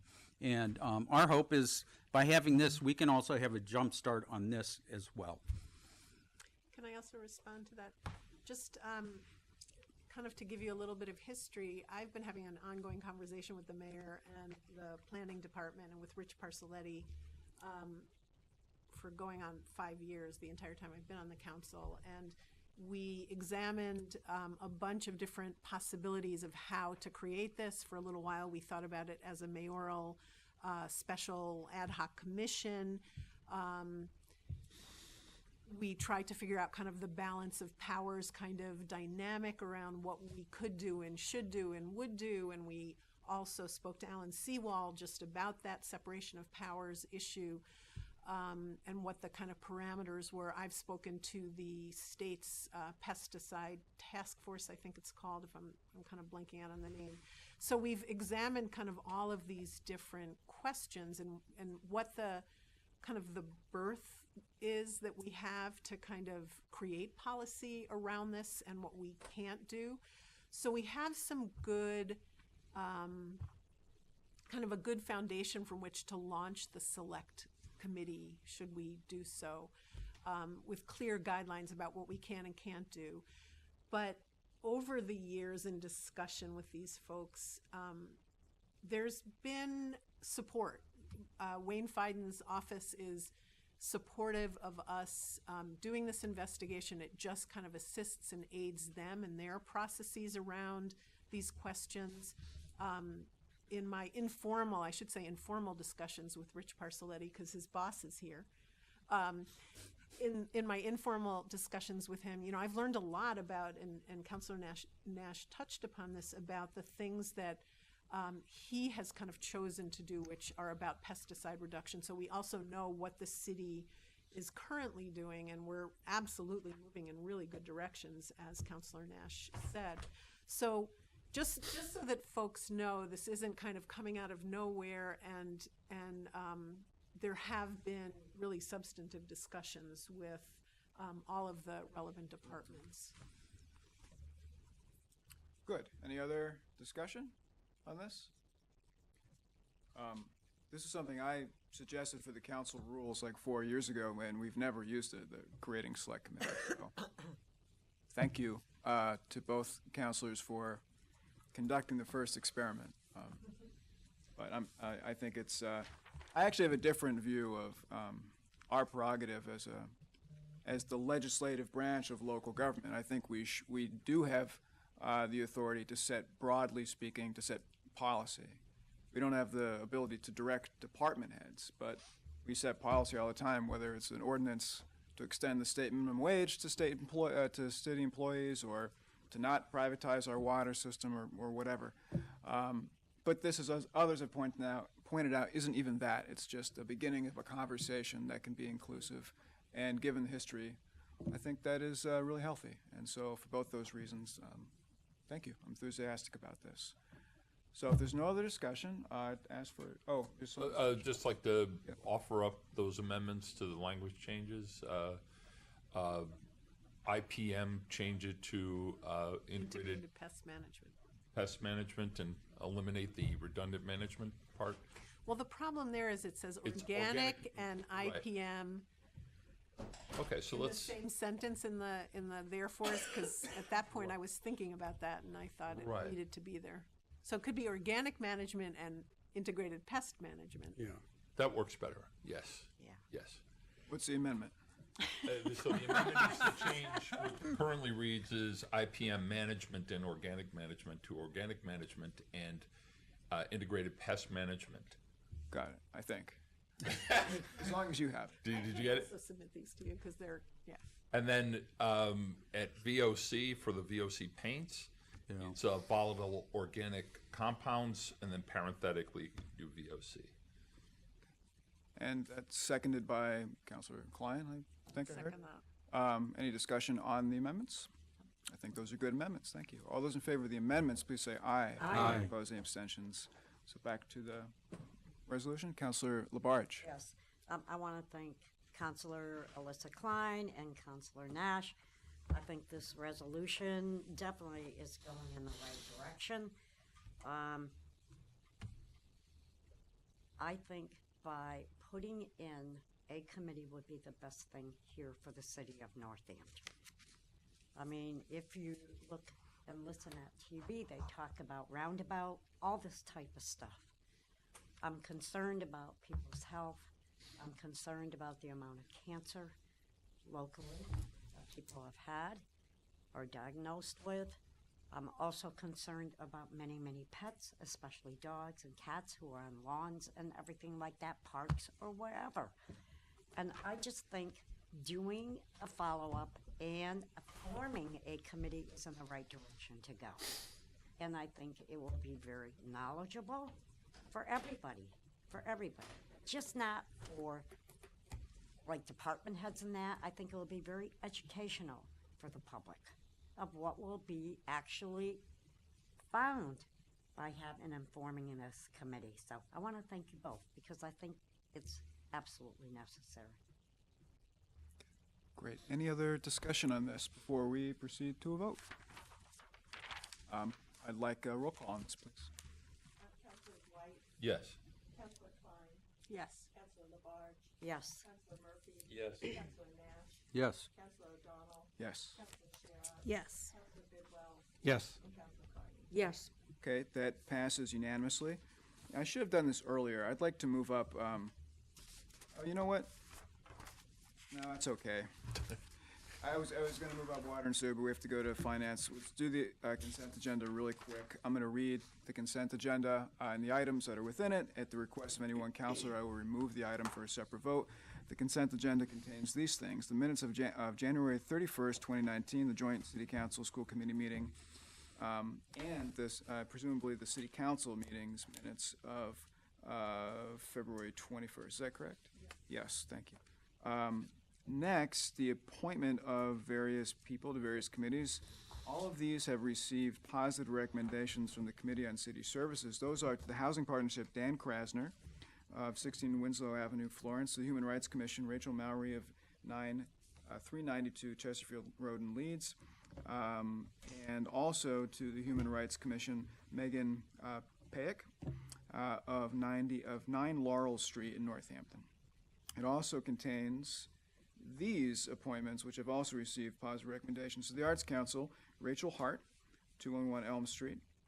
To the Historical Commission, Emily Estes Belargian of 19 Allison Street.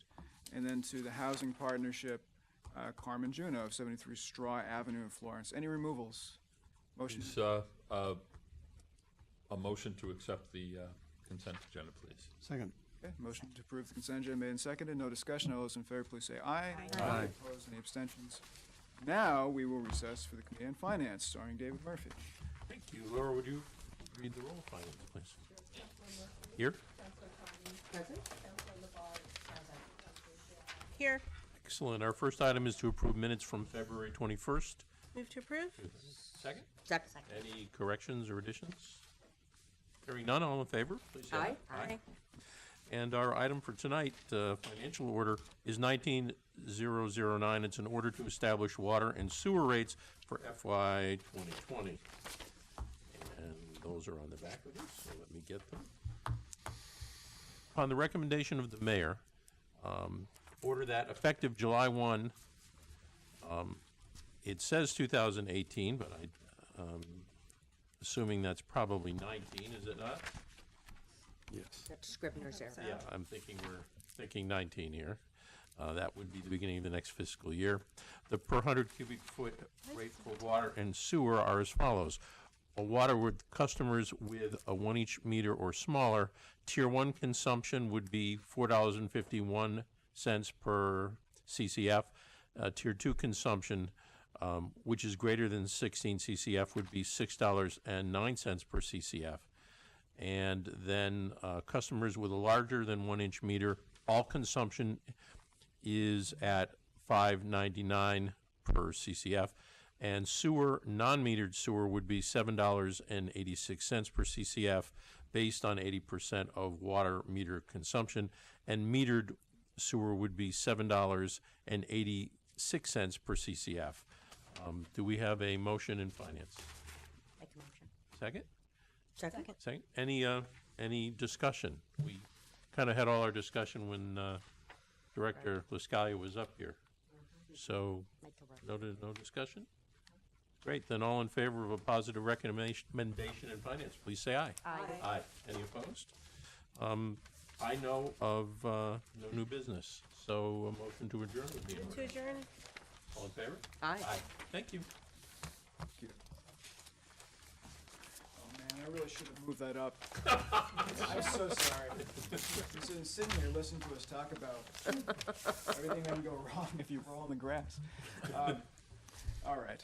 So this is a financial order, 19009, order to establish water and sewer rates fiscal 2020. You've already heard it read, so is there a motion to approve this? So moved. Okay, great. Any discussion in the city council? No? Okay. Well, good, let's vote on it then. I'd ask for a roll call, please. Councilor Klein. Yes. Councilor LaBarge. Yes. Councilor Murphy. Yes. Councilor Nash. Yes. Councilor O'Donnell. Yes. Councilor Shara. Yes. Councilor Bidwell. Yes. Councilor Carney. Yes. Councilor Dwight. Yes. Okay, so that is approved on first reading. Number of financial orders on second reading. First is 19002, in order to purchase, declare surplus, and donate land on East Hampton Road to Massachusetts Audubon Society for conservation. Approve. Any discussion on this on second reading? Roll call, please. Councilor LaBarge. Yes. Councilor Murphy. Yes. Councilor Nash. Yes. Councilor O'Donnell. Yes. Councilor Shara. Yes. Councilor Bidwell. Yes. Councilor Carney. Yes. Councilor Dwight. Yes. And Councilor Klein. Yes. Okay, approved on second reading. Next, 19004, in order to reprogram Memorial Hall repairs, surplus to senior center repairs. Move approval. Second. Okay, discussion. Roll call, please. Councilor Murphy. Yes. Councilor Nash. Yes. Councilor O'Donnell. Yes. Councilor Shara. Yes. Councilor Bidwell. Yes. Councilor Carney. Yes. Councilor Dwight. Yes. Councilor Klein. Yes. And Councilor LaBarge. Yes. Approved on second reading. And finally, 19005, in order for fiscal year 2019 budget transfers. To approve. Seconded by? Seconded. Discussion, please. Roll call, please. Councilor Nash. Yes. Councilor O'Donnell. Yes. Councilor Shara. Yes. Councilor Bidwell. Yes. Councilor Carney. Yes. Councilor Dwight. Yes. Councilor Klein. Yes. Councilor LaBarge. Yes. Yes. Approved in second reading, so we're almost there. Next is Order 19001, the very first order of the year. According to this, in order to join the International Code Council, ICC, to vote on the International Energy Conservation Code, the IECC. More acronyms. Yeah. But explained. Yes. So it's not the International Criminal Court or the Intercounty Connector or what you take your pick. Whereas the International Code Council, ICC, develops model building codes for adoption by states and local jurisdictions, including the International Energy Conservation Code, IECC. In Massachusetts, municipalities are statutorily required to follow the statewide code that is based in part on the IECC. And by the way, this whole thing comes on recommendation of Councilors William H. Dwight, Elisa F. Klein, and Gina Louise Schara. Further, whereas the ICC is currently in the code development process for a new edition of the IUCC to be published in 2021, only ICC members are eligible to vote to approve changes to the existing code. Voting is important because it can affect how much energy efficiency is required in the new base building code, followed by most states and in many countries. It is in the best interest of governmental units interested in reducing energy consumption to have the next IECC include substantially enhanced energy efficiency requirements.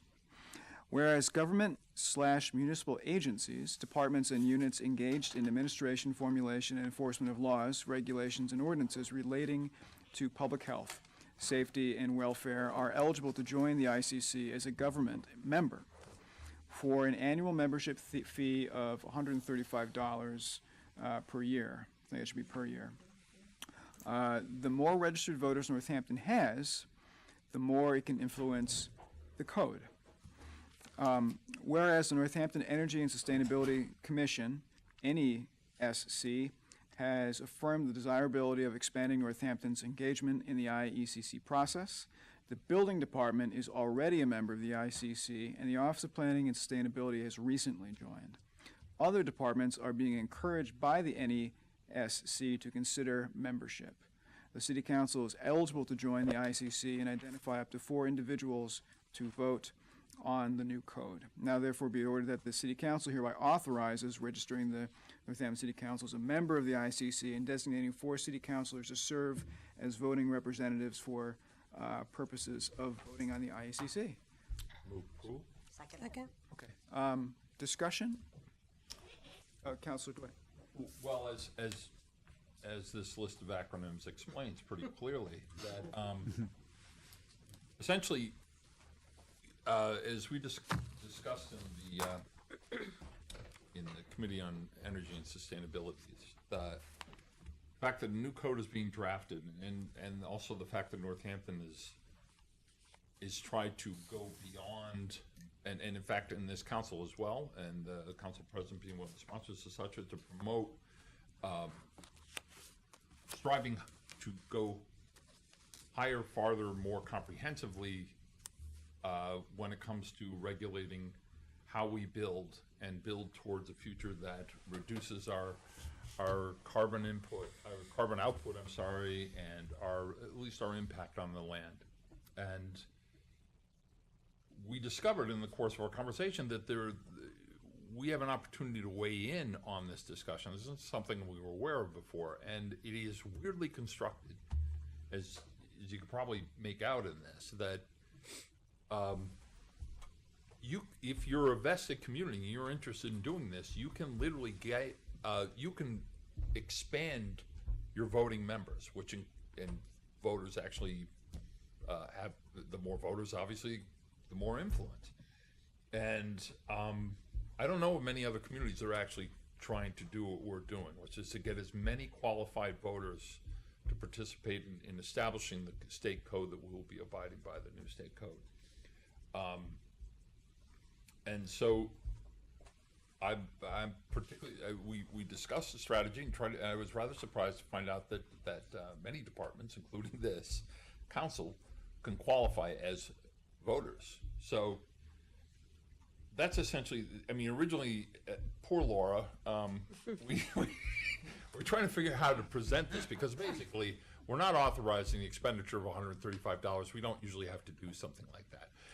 In this case, it was to hopefully have the council agree that if there's going to be a thumb on the scale, we want it to be our thumb, and we want as many thumbs as possible, I suppose, if I'm going to ruin a metaphor. So that is essentially the impetus for this.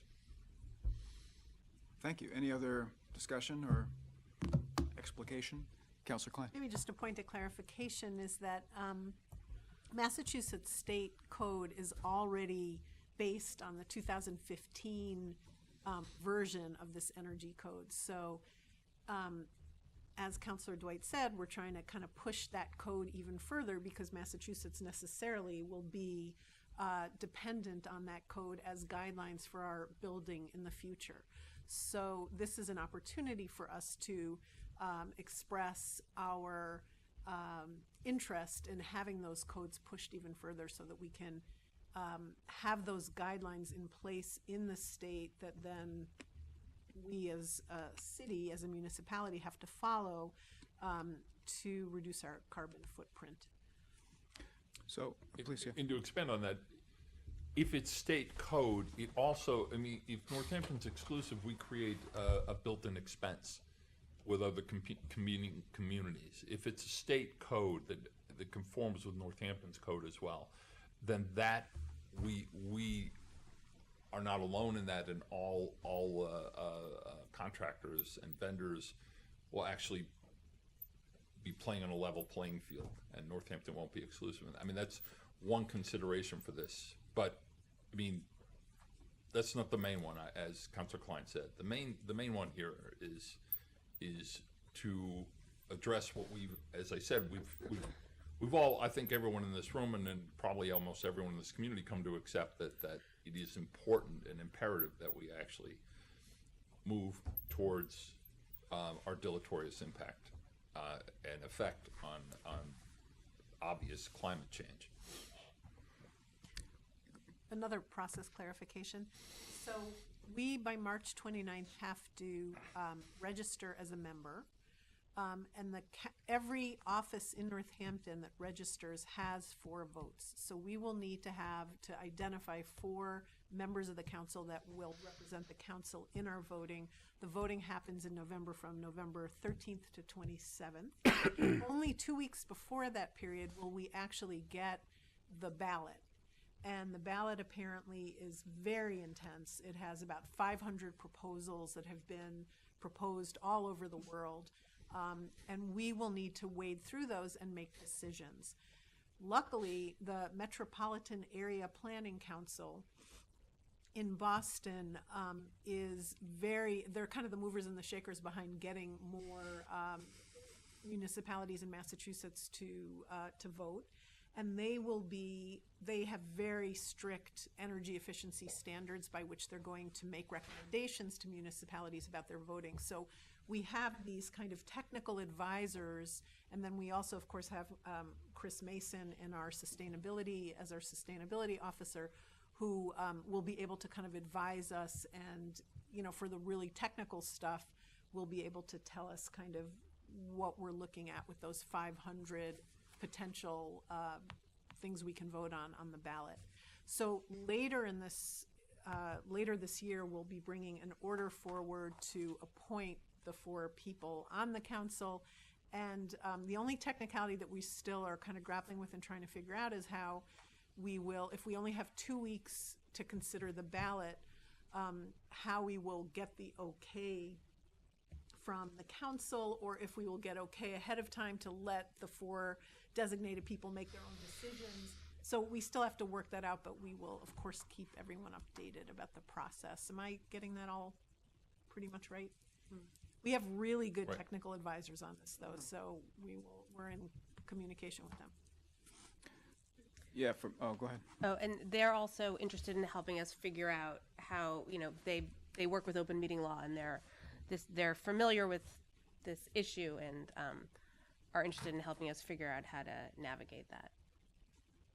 The crux is that this is advantageous for Northampton for us to participate in this, but advantageous for, you can expand it out, that our voice in this has important ramifications. And so we're asking all of you to enable us to have the council participate with the other city departments that are participating. It's, okay.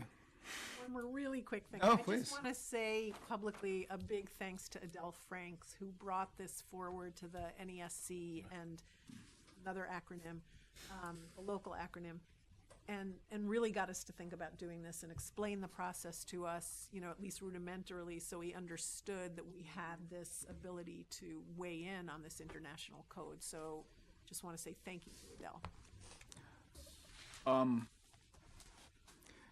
There's no guarantee, of course, that the model that the ICC adopts would influence the state building code at all. But that's just a fact of life, because nothing you do is assured of success.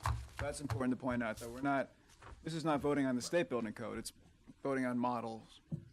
Is that correct? Except historically, we have always adopted the IECC's Have we? code. So Okay. I think it is, I'm not sure if it's actually a given, but I think it is actually a given that Okay.